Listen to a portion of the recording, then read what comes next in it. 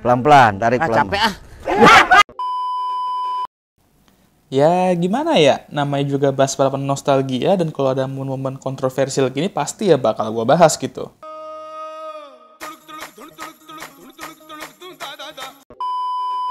Nah, Canadian Grand Prix 2019 ini emang merupakan balapan yang sebagai fans Sep bikin emosi saat itu, jujur aja. Termasuk gue ya, jujur aja nih. Kalau kalian follow Instagram gue dan scroll ke tahun 2019, kalian mungkin bakal ngeliat momen-momen gue kena race spell karena balapan itu. Emang ada apa sih dengan Canadian Grand Prix 2019? Oke, di sini mungkin gue bakal bahas balapan nostalgia, tapi di saat yang sama gue bakal lebih bahas jujur-jujuran soal kontroversi di balapan ini. Jadi ya semacam collab jujur-jujuran mama bahas balapan nostalgia lah. Oke, kita bahas dulu balapan sedikit. Jadi seperti janji gue di video Mari Belajar F1 minggu lalu, gue ada bahas soal penalti ya kontroversial. Nah, gue janji gue bakal bahas salah satu contohnya yang itu ada di balapan ini.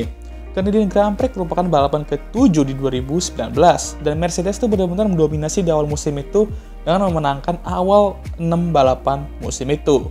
Cie, kangen ya liat Mercedes menang ya, atau dominasi? Kalau LH44 sih udah pasti kangen. Habis itu mereka bakal bilang kalau itu adalah era terbaik F1 karena Lewis masih mendominasi. Nah, tapi yang dapat polis ini ialah Sebastian Vettel, yang mengawali musim tidak sesuai harapan, dan berharap pole ini bisa menjadi titik balik performa. Dia disusul oleh Lewis di posisi kedua dan Charles di posisi ketiga. Nah, balapan itu berjalan dengan smooth di depan. Sep masih memimpin, namun Lewis tetap menekan dia sepanjang balapan. Jujur aja sih ya, bakal epic lah ngeliat mereka akhirnya bakal berduel kembali untuk kemenangan di 2019 ini.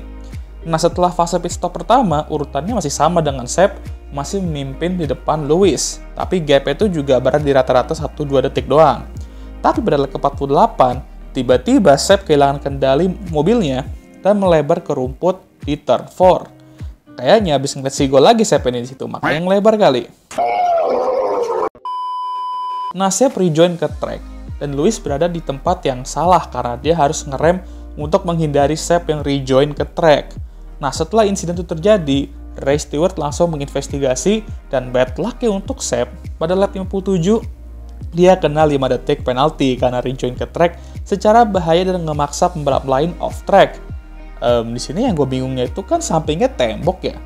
Off track dari mana cenah? Lah, iya juga ya. Langsung ngamuk-ngamuk Sep ya kan di radio, dan jujur aja udah lama juga nggak ngeliat doi tantrum di radio. Soalnya udah agak kalem dia sejak 2017. Nah, dari lap itu sampai akhir, Sep mencoba untuk membangun gap lebih dari 5 detik. Cuman mengingat ini lawannya Lewis dan Mercedes, ya lu mau harapin apa ya kan? Akhirnya Sep meskipun menyeberangi bendera checkered pertama, karena penalti 5 detik itu, dia harus mengerelakan kemenangannya ke Lewis Hamilton. Langsung dah, Sep makin tantrum dan memberikan kita momen ikonik ini di Parc Fermé. Dan ya, dia tuh gak ada mood sebenarnya untuk naik ke podium, tapi kalau dia nggak ngikutin prosedur, ya bisa aja dia bakal kena denda atau penalti lain.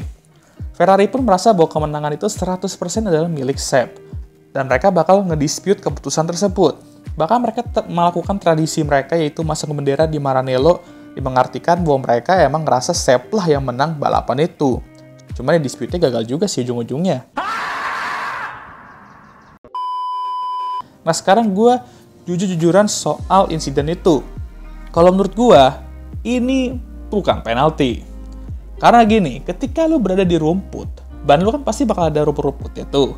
Dan ketika lu gabung ke track, rumput-rumput itu pasti masih ada di ban lu. Dan itu membuat mobil lu bakal sulit untuk dikendarai selama berapa detik, ya setidaknya sampai rumput-rumput itu hilang.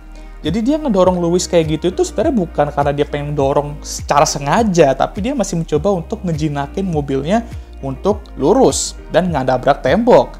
Kalau misalkan Sep salah dikit aja di momen itu, udah habis tuh dua-duanya bakal crash. Di sini posisi Lewis juga ya sebenarnya emang bukan salah dia juga, karena dia berada di timing yang nggak tepat aja. Dan bagi kalian yang bilang dia harusnya ke kiri aja, timingnya nggak tepat juga seperti yang gue bilang tadi.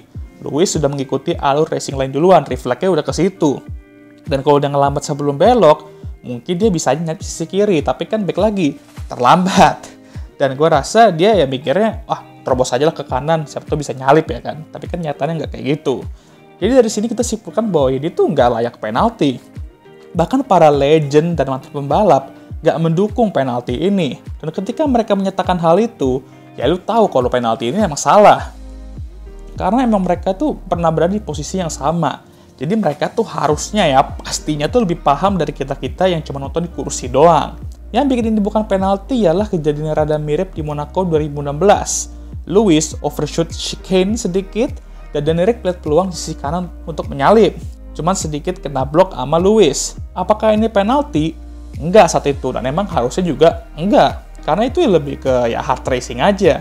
Lewis gak diuntungkan dengan overshoot chicane, dan Danirik juga nggak rugi karena dia masih bisa aman dari tembok dan finish di posisi kedua juga ujung-ujungnya. Nah, hal yang sama kan juga terjadi di Kanada ini. Seth gak diuntungkan karena emang dia kehilangan waktu dengan melebar ke rumput. Dan Lewis juga nggak nabrak tembok, dan akhirnya mampu menang balapan bahkan karena penalti itu ya kan.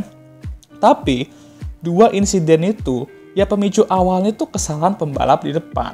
Nah, di sini kan kalian bakal ngomong, nah betul tuh, kalau misalkan pembalap depan kebut kesalahan, kita nggak bakal bawa-bawa hal ini dan nggak jadi rame kayak gini. Yes, betul. Untuk meraih kemenangan, emang lu nggak boleh membuat kesalahan.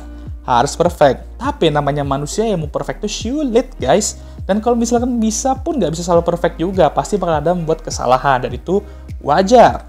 Tapi, selagi kesalahan yang dibuat pembalap itu nggak menguntungkan dia dan nggak merugikan pembalap lain, gue rasa penalti itu nggak perlu dikasih gitu. Apalagi kalau insiden itu juga kayak Kanada 2019 gini.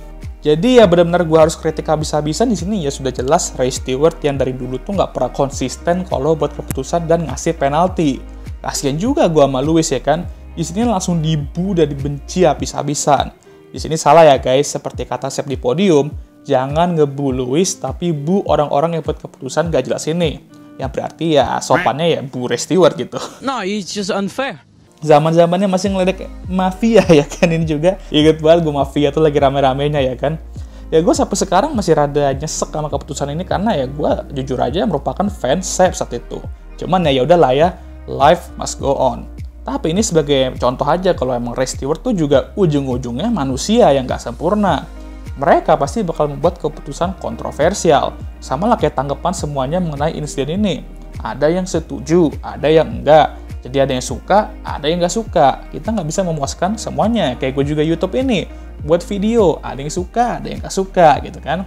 Makanya namanya opini itu emang nggak ada yang benar dan salah. Selagi didukung bukti-bukti kuat mah aman-aman aja.